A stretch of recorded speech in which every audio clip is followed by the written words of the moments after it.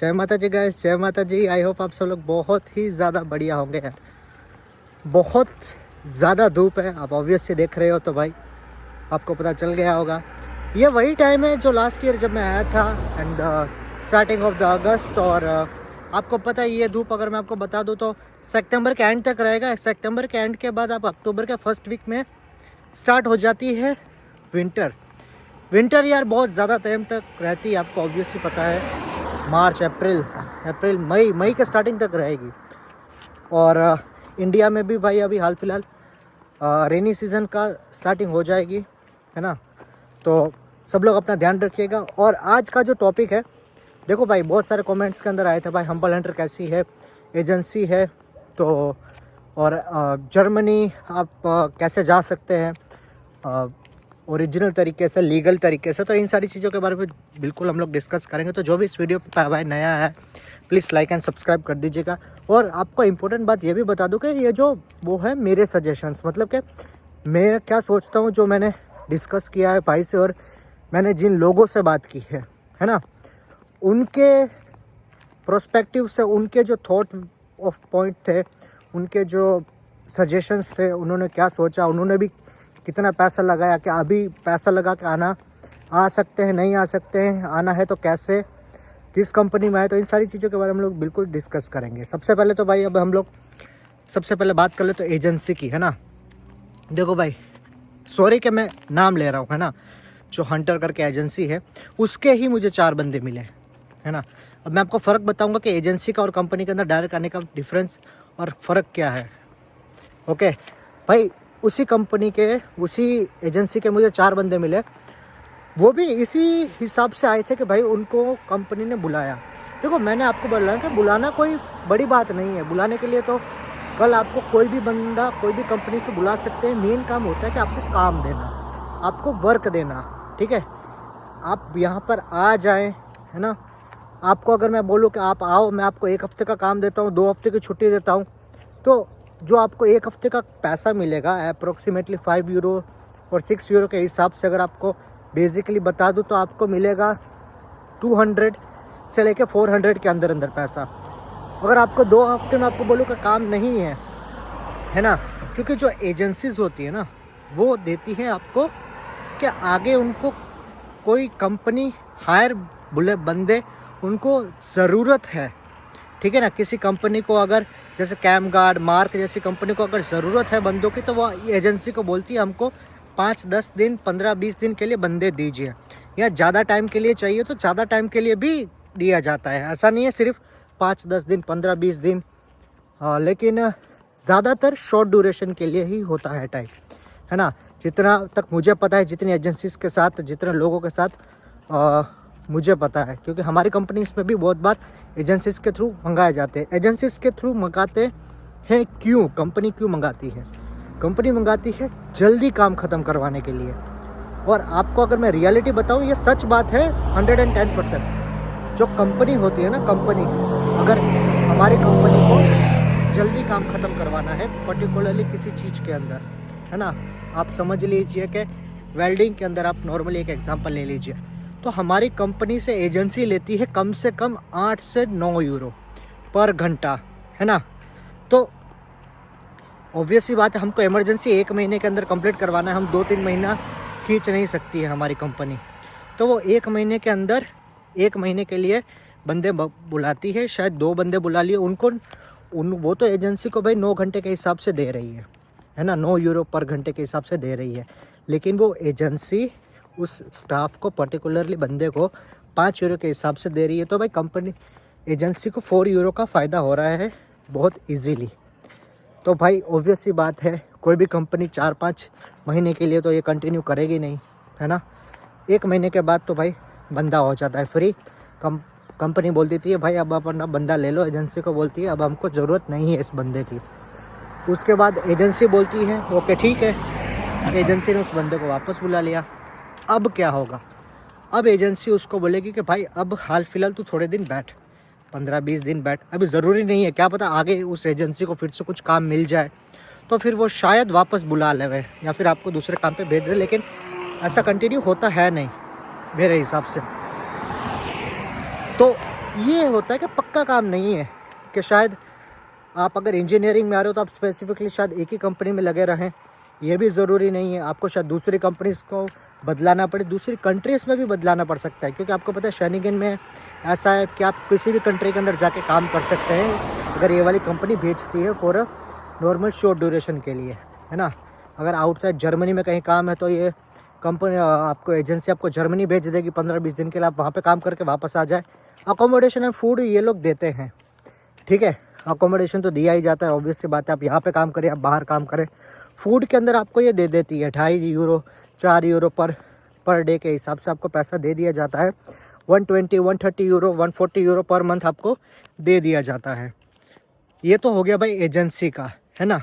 तो हम्बल जो भी थी, हम्बल हंटर या हंटर करके थी, उन्होंने मेरे को हंटर बोला। मेरे को स्पेसिफिकली नाम याद नहीं है, लेकिन लास्ट ने मेरे को अच्छी तरीके से याद है, हंटर बोला था। उन्होंने बोला कि भाई हमको 15 दिन लगवाए और हमें को 20 दिन से बिठाया, तो हमका जो 15 दिन का पैसा था वो हमारा 10 दिन के अंदर ही मतलब कि चला जाता है। ऑब्वियस सी बात है, खाने का पैसा तो नहीं देती है जब आप काम नहीं कर रहे होते कंपनी, है ना। तो भाई ऑब्वियस सी बात है, आपको पता है कि पर मंथ 120 से 130 यूरो तो भाई एक्सपेंस हो ही जाता है। खर्चा, मोबाइल का खर्चा हो गया, फूड का खर्चा हो गया, तो ये भी एक बहुत ही बड़ी बात है। इसलिए मेरा ये आपको ये सजेशन है कि जो भी बंदा अभी आ रहा है ना, जो भी आ रहा है, आना चाहता है, तो आप कंपनी के अंदर जब आते हैं ना, कंपनी में होता है भाई फिक्स, भले आपको कम देगा, आप समझ लिए 850 दे रहा है या फिर 900 दे रहा है, वो स्पेसिफिकली आपको 12 महीने देगा। मतलब आपको कंटिन्यू पैसा आना चाहिए, कंटिन्यू आना चाहिए। ऐसा नहीं है 15 दिन आ रहा है, 20 दिन नहीं आ रहा है, 1 महीने आ रहा है, एक महीने 1200 आ रहा है, फिर 2 महीने नहीं आ रहा है, ऐसा नहीं होना चाहिए। आना चाहिए ना, तो कंटिन्यू पैसा आना चाहिए, वही दिखता है और वैसा ही होता है, ठीक है। ये तो मेरा सजेशन है कि ऐसा होगा तब ही आप आइएगा यार, ऐसे मत आइएगा, क्योंकि ऐसे हम लोग बहुत लोग देखते हैं जो एजेंसीज़ के चक्कर में आज, क्योंकि आप सोचते हैं कि मैंने सिर्फ पहुंचना है। जब आप यहाँ पे पहुंच जाते हो ना, तो यहाँ पे सर्वाइवल ऐसे नहीं कर सकते हैं आप। आपको पता है कि आप इंडिया के अंदर 5000 के अंदर भी आप महीना निकाल सकते हैं, लेकिन यहाँ पे नहीं निकाल सकते, क्योंकि मोबाइल का जो खर्चा है वही आपका 12-15 यूरो है ना करके। यहाँ पर सिर्फ आपको वॉकिंग करनी होती है। मेट्रो का खर्चा 2 यूरो 2.5 यूरो पड़ जाता है आपको, कहीं पे भी जाना, फिर आओगे तो 5 यूरो आपका मेट्रो का चला जाएगा। आपको वॉकिंग इतनी करनी पड़ती है, आपको खाना अच्छा नहीं खाओगे तो मेडिकल आपको मार डालेगा। मेडिकल का खर्चा बहुत है। आप आज अपॉइंटमेंट लोगे, 1 हफ्ते के बाद आपको डॉक्टर मिलेगा। इंडिया जैसा नहीं है कि भाई फार्मेसी में गए, आप बोला भाई टैबलेट दे दो, ऐसा नहीं होता है कुछ भी, समझ रहे हो आप। देखो, आप कोई भी कंट्री से आओ, है ना, आपके कंट्री के अंदर जितनी फ्लेक्सिबिलिटी आपको मिलेगी ना, उतनी बाहर नहीं मिलेगी, क्योंकि आपको बाहर आपके ऊपर ट्रस्ट नहीं किया जाएगा। ट्रस्ट ऐसे भी नहीं किया जाएगा, और यहाँ पर लॉज इतने स्ट्रिक्ट हैं हर चीज़ के बारे में, तो बहुत सारी प्रॉब्लम आ जाती है। और जब ये सारी प्रॉब्लम आ जाती है, वो भी हमको यही बोल रहे थे, देखो भाई हम नहीं चाहते, आप आ जाइए, कोई दिक्कत नहीं है। आप आएंगे, आप इतना पैसा लगा के आएंगे, और लेकिन फिर आप सोचोगे कि भाई कि यहाँ पे आके वर्थ इट नहीं हुआ।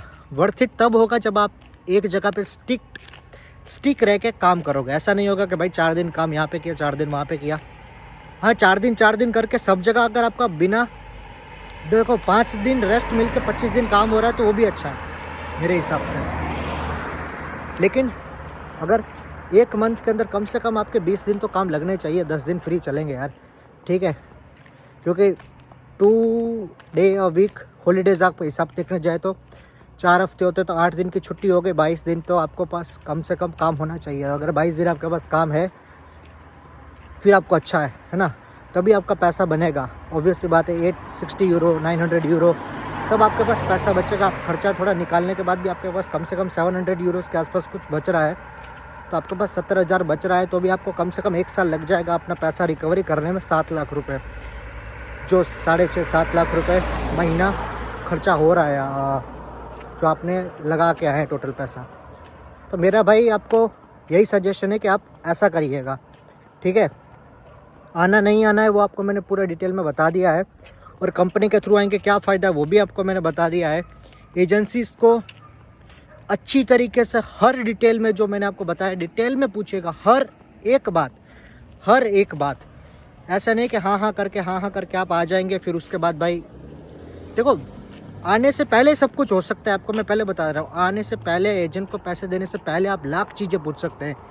एक बार यहाँ पे पहुँच गए उसके बाद कुछ नहीं होगा, उसके बाद आपको वही करना पड़ेगा जो वो बोलेंगे। ऑब्वियस सी बात है, आप मेरे को तो पैसा दे नहीं रहे भाई, है ना, और ना तो मैं ले रहा हूँ कि मैं आपको भाई कुछ और बोलूँ। तो मेरा तो यही कहना है। उसके बाद मेन बात है कि यहाँ से किसी भी कंट्री के अंदर आपको मूव ऑन होना है। देखो ये बहुत अच्छा होगा आप किसी एजेंसीज के थ्रू करवाएंगे तो, क्योंकि एजेंसीज का काम हो जाएगा आपको वहाँ पे पहुँचाना। और मैं अगर आपको सच बताऊँ ना, तो इस कंट्री के अलावा अगर आप दूसरे कंट्री में जाते हो तो आपको फ़ायदा ये है कि अगर आपके वहाँ पे जाके डॉक्यूमेंट बन गए, पोलैंड हो गया, जर्मनी हो गया, स्वीडन हो गया, ठीक है, आयरलैंड हो गया, लग्जमबर्ग हो गया, किसी भी कंट्री के अंदर आपको टीआरसी या फिर कुछ उसका जो पर्टिकुलरली कंट्री का डॉक्यूमेंट मिल गया, तो आपको एक पर्टिकुलरली जॉब के अंदर रहने की ज़रूरत नहीं है, आप कहीं पे भी काम कर सकते हैं। ठीक है, कुछ ना कुछ कॉन्टैक्ट, अगर एक कंट्री से दूसरी कंट्री जाना है ना आपको, तो एजेंसीज़ की हेल्प लीजिए। मेरा सजेशन आपको यही है, क्योंकि बहुत सारे रास्ते होते हैं कंट्रीज़ के अंदर, एक कंट्री के अंदर दूसरे कंट्री जाने का। यहाँ पे भी बहुत सारे सोर्सेस बन जाते हैं, क्योंकि इंडिपेंडेंट बॉर्डर है। अब सबसे पहले ये देखिए कि जब इंडिपेंडेंट बॉर्डर होता है ना, तब आपको बहुत ही ज़्यादा बढ़िया अपॉर्चुनिटी होती है। जैसे आपको एक स्टेट से दूसरी स्टेट जाना है ना इंडिया के, तो आपको ज़्यादा प्रॉब्लम नहीं आएगी। ठीक है, आप वहाँ पे जाके काम ढूंढ सकते हैं, अब वापस आ सकते हैं। अब आपको बेनिफिट क्या होगा, यहाँ पर आके, यहाँ पर आए, आपको जैसे 15 दिन की छुट्टी दी गई एजेंसी ने कि भाई 15 दिन की छुट्टी है, आप जाए घूम फिर के आए या रेस्ट कीजिए।